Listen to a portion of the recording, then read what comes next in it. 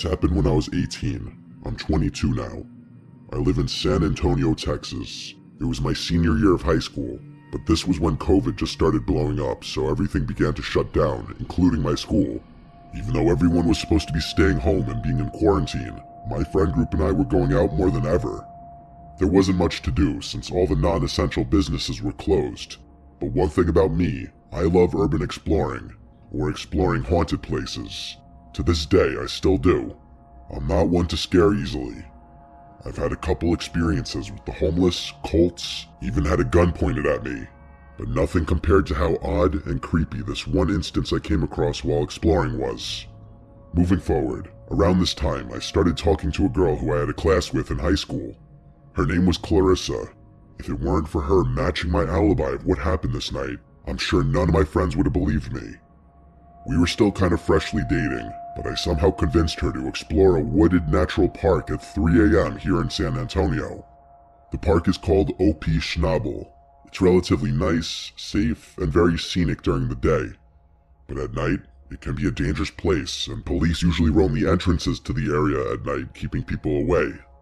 In 2016, a 24-year-old woman named Lauren Bump was brutally murdered and stabbed over 20 times, and in 2021, a boy exploring the woods was shot.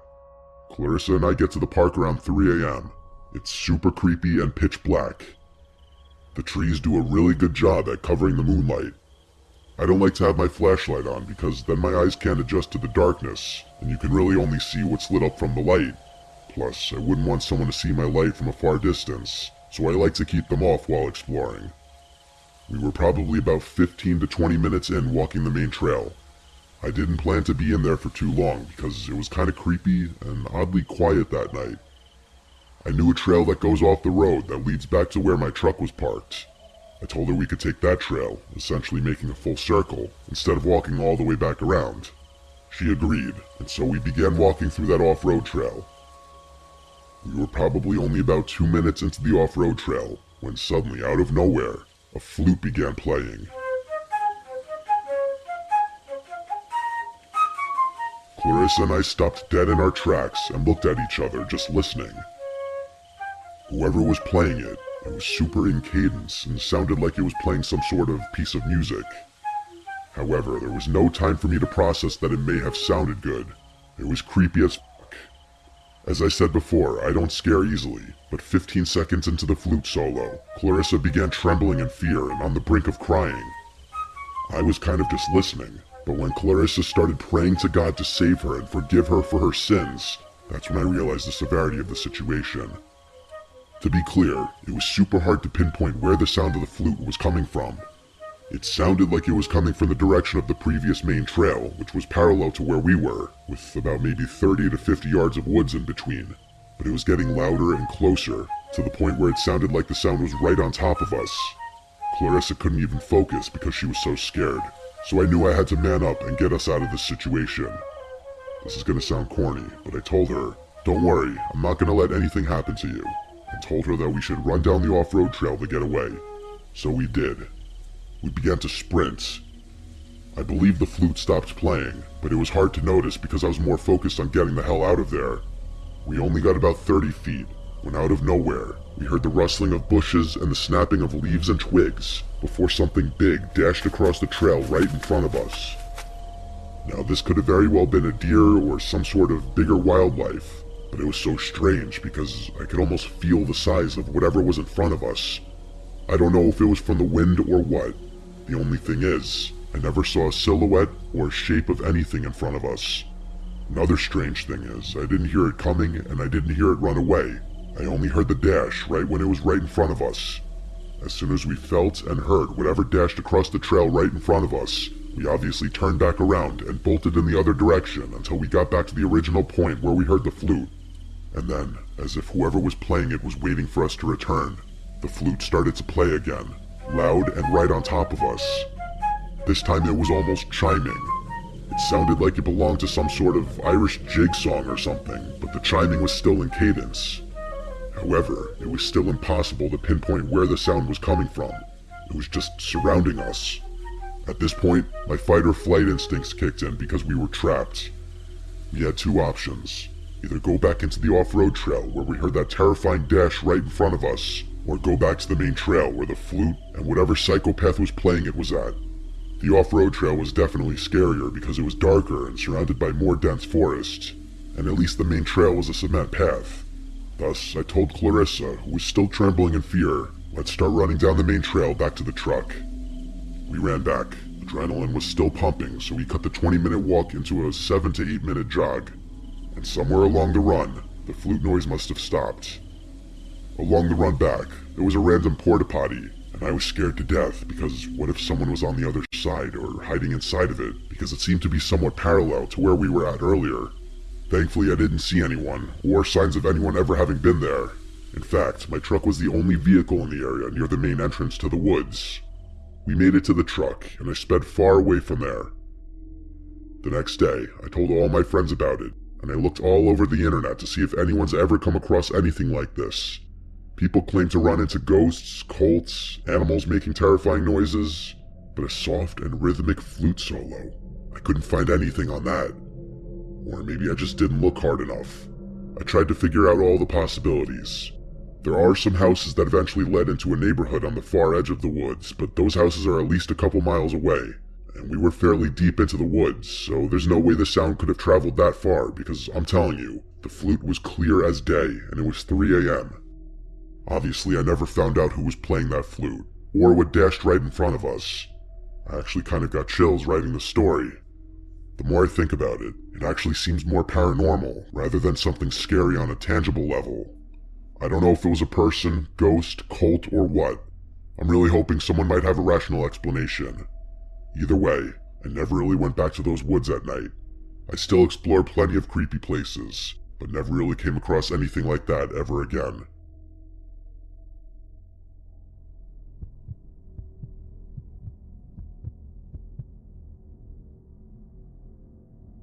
I'm a 20-year-old guy.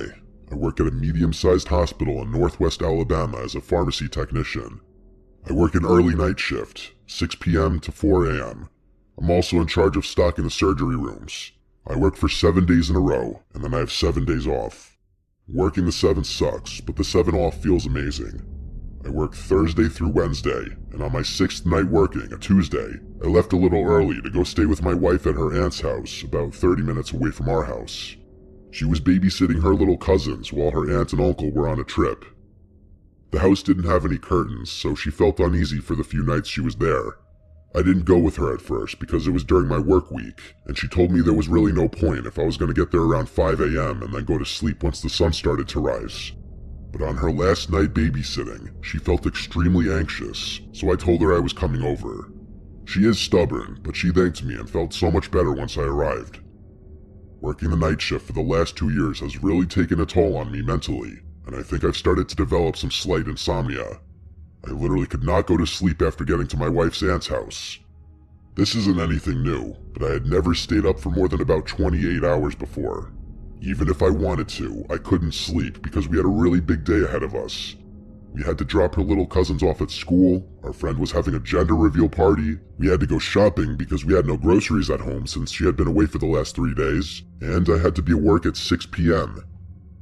I ended up falling asleep in the car for a little less than 10 minutes. I was really feeling that wave of sleepiness come over me, but I ended up getting a huge Red Bull and another energy drink once I got to work. I had my wife drive me to work and pick me up since my brakes needed to be changed and I wasn't driving my car, and also because neither of us trusted myself to drive her car on over 24 hours of no sleep. It was Wednesday night now, and I had been awake since about 2 p.m. on Tuesday afternoon. My shift started out fine. If I could stay busy, that tired feeling wouldn't really get to me. I put in my earbuds and was listening to music as I was stocking the surgery rooms with their meds. It was a weeknight, so there were still some late surgeries finishing up, and housekeeping was cleaning up some operating rooms that had been used. It's not uncommon for surgery personnel to come into the room I was in and grab something that the room they were using may be out of, so I usually turn around and at least smile, and they smile back. I was in my own little world, stocking the Omnicell machine with meds and listening to music, when I heard the door behind me open. There was that distinct high-pitched squeal when a door needs its hinges to be oiled. made the loud crash that heavy wooden doors make when they shut, so I turned around to see who it was like always, except there was no one there. I didn't really get worried about it. Maybe they opened the door and saw I was in there and just decided to go to another room, so I continued on. As I pushed my cart to the next room, the light in this room was off. I opened the door, and I swear I saw someone hunched over by the Omnicell machine, digging through the sharps bin. If you don't know what that is, it's a bin where you dispose of needles and vials after use instead of just putting them in a normal garbage can. Someone had already been caught doing this before in search of morphine and consequently was fired. I turned on the light and was going to ask what they were doing, but when I turned the light on, there was no one there. Okay, now I was starting to get a little creeped out. I didn't know the time frame of when you could start hallucinating after not sleeping for over 24 hours, so I just told myself I was probably seeing things and needed to just calm down. I finished up stocking surgery with no other occurrences and headed back to the pharmacy. At 2 a.m. every night, we have to deliver patient-specific medications to the nurses' station. I'm going to use the 5th floor as an example of how the floors are laid out, but each floor number corresponds with which floor they were on. There are 3 elevators in the middle of the floor. If you go left when getting off the elevator, there's the 5100 and 5200 side, and if you go to the right, there's the 5400 and 5500 side. There are 2 wings on each side, so there are patient rooms numbered 5105 to 5115, and the other wing has rooms 5201 to 5215. Each floor is laid out the exact same way, so each wing has 15 rooms on each side. To shorten the floor names though, I'm going to refer to them as 51, 52, and 54, 55. Recently, the 5th floor, specifically the 54, 55 side, had been undergoing some remodeling, so our overflow floor, the 3rd floor, was where they put the patients who were on the 54, 55 side of the 5th floor while they remodeled. The 54, 55 side was empty because there weren't that many people in the hospital that night. I made my way up the hospital, delivering meds to the nurses' station floor by floor, until I got to the 5th floor. I went to the 51-52 side, delivered the meds, and decided to go check out the progress of the 54-55 side. As I went over there, I just got creeped out. There were no nurses, no patients, just the long, empty hallways.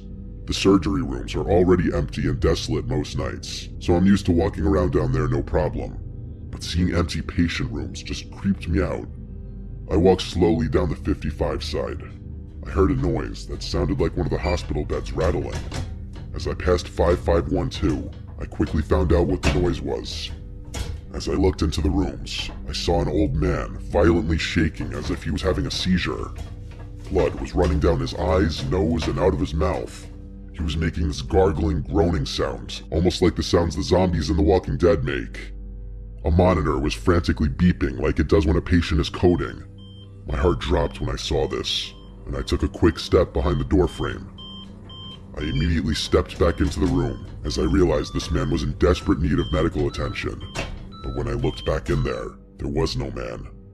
This bed was clean and made. The monitor was off, and there were no signs that anyone had even been in that room for at least a whole day. I thought at that point I was for sure hallucinating. I quickly made my way back over to the elevators, and I made my way back down to the 1st floor where the pharmacy is. As the elevator doors opened, an old man in a security shirt and hospital badge got on the elevator. He patted my shoulder as he walked past me. It was that same man I had seen moments before having a seizure and making those zombie-like noises. He smiled at me as the doors closed, and I watched the numbers on the elevator go all the way up to the 5th floor. I didn't push the button for the elevator to come back down, but the same elevator came back down to the 1st floor and opened. There was no one on the elevator. I ran back to the pharmacy and sat in a chair for the rest of my shift until my wife came and picked me up. As I was waiting, I googled when hallucinations start when you haven't slept. It said between 30 and 48 hours, and I was on hour 38 of no sleep, so it made sense. The pharmacy is located directly under the 54-55 side, so when I walk in, I can see the window at the end of the hospital wing on the 24, 34, 44, and 54 side.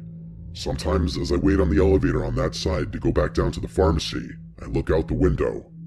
As I was walking out to my wife's car, I looked back up at the 5th floor window and saw the same old man looking at me through the window. I got chills as I got into my wife's car. I didn't say anything about what I saw that night.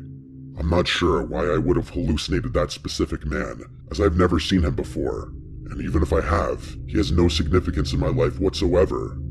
I'm still not sure though, if that was even a hallucination, or if what I saw that night was real. It certainly felt real. I went to sleep immediately after getting home. I've not seen that man again, but this was just under 2 weeks ago.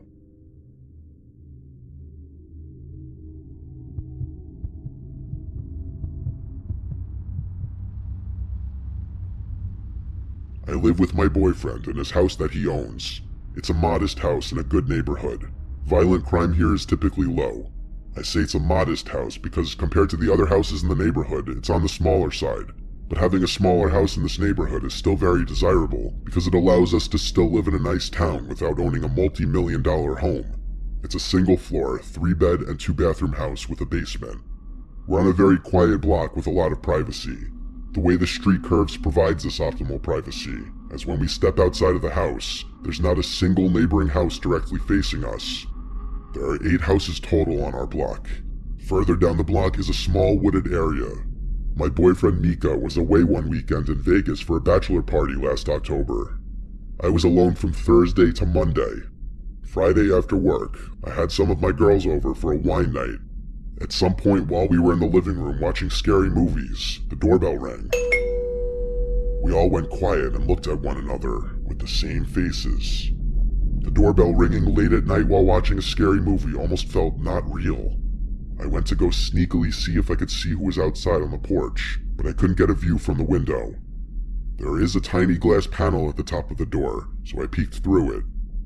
There were like 4 cars in the driveway. They had to know people were home, but I didn't see anyone on the porch. I went back to my friends, and while we all agreed that was weird, we accepted that it was just a very unfortunately timed ding-dong ditch. After everyone left, it was late enough for me to go to bed and fall asleep right away. But I was awoken that night, not even an hour later, to the doorbell ringing twice. I looked at my phone and it was like 1 a.m. No one belongs outside your door at this hour. I immediately called Mika, and he picked up sounding really drunk in a loud bar. He had to go to a bathroom to be able to hear me. Once he heard me, he told me to just stay in the bedroom and not open the door to anyone. He never once suggested calling the police, so I refrained from doing that for now. We ended our call, and I tried to just stay calm and go back to sleep. Just as my heart rate started to slow and I started to calm down, I heard something from outside. Some kind of clicking sounds, until there was a knock at my window. And a male's voice said, "Hey, anyone home? I need some help out here." I thanked the Lord the blinds were closed. I couldn't see who was out there, and they couldn't see me. Instead of leaving, he knocked again on the window. He said, "I know you're home."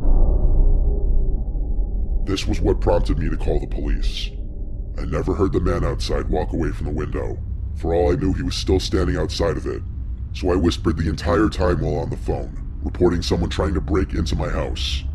Call me dramatic or an embellisher, but I was scared and I wanted the police here ASAP. Within 5 to 10 minutes, the doorbell rang again, followed by loud knocks. I went out and approached the front door and asked who it is. A male's voice said it's the police. It was a different voice from the other guy. I looked through the glass and confirmed it was a couple police officers. I opened the door for them, and right off the bat, the taller officer in front walked right into my house without my even inviting him in. He said they were responding to my report of a disturbance, and I said there's a man lurking around the house ringing the bell and knocking on my window. I don't want to make a big part of my recounting this story about this particular police officer, but he was the rudest man I'd ever met. I felt like he was on a power trip. He was demeaning towards me, telling me to shush and talking over me while I was trying to explain. He also didn't seem to take my claims very seriously. His partner didn't say a word, he just stood in the back. The taller one asked me details that I'd already made clear I wouldn't have, such as what the man looked like, when I clearly stated that I hadn't seen him. And the officer actually said to me, "Well, you're the one who called us, man. If you don't want our help, we can leave." I was taken aback completely. I'd never called the police before, and I never expected such a lack of professionalism. I apologized and said I'm just scared. It was around this time that the 2 officers walked around the house with their flashlights. They went full circle and then came back, But honestly, they didn't really check very thoroughly. I watched them through the windows. They came back to the door and told me there's nothing they can do if I don't have any cameras or proof of the man trying to commit any wrongdoing. The two cops then left. I didn't feel any better at all, besides the fact that maybe whoever that man was saw I called the police. I went back to bed, and thankfully the next time I woke up was to sunlight creeping in through the closed blinds. It was around 10 a.m. It was Saturday, and that night my friend was having a Halloween party that I was going to help set up for. During the day, I did a little grocery shopping, and while I was at it, picked up some things for the party. My costume was Velma from Scooby-Doo, and my friend throwing the party was Daphne. I got to her house around 6 p.m. The party started at 9, and it really picked up around 10:30. I was there pretty late, like I probably left her house a little after 1 a.m. I was good to drive, as I didn't really drink much besides a few beers. When I got home, I immediately noticed a cool draft in the house. After setting my things down on the dining room table, I noticed a window open. I went to shut it, trying to remember why I would have opened it. I went to brush my teeth, but then when I came out from the bathroom, I noticed the basement door was wide open. I froze. This was when I started hearing this faint but consistent clicking sound. As I got closer to the basement stairs, I realized it was coming from down there. And then I got to the top of the stairs, and I looked down to the pitch-black basement, and the clicking suddenly stopped. A voice from below suddenly said, "You're finally home." With that, I slammed the basement door shut and took my phone with me outside. I banged on the neighbor's door until he answered, and I chose to call the police in the safety of my neighbor's house. It was unfortunately the same two officers who returned to my house. My neighbor accompanied me as I went to speak with them this time, and I think that may have had some kind of impact on that taller cop's attitude. He wasn't as rude this time. He and his partner checked the house while my neighbor and I stood in the living room. Eventually, after their initial search, I showed them some of the spots I'd imagined someone could be hiding. I basically tore the entire house upside down, while also on the phone with my drunk boyfriend. When I was sure that no one was here anymore, I packed a bag to go stay with my sister until Mika came back. This time I locked every window before leaving. The main takeaway lesson from my story is if you have windows that open wide enough for someone to crawl through, make sure they're always locked when they're closed. We still live in this house today, but for a few months, I refused to be alone in the house for extended periods. I still have PTSD from this, and sometimes I have nightmares in which I think I'm hearing knocks at the window, and then I wake up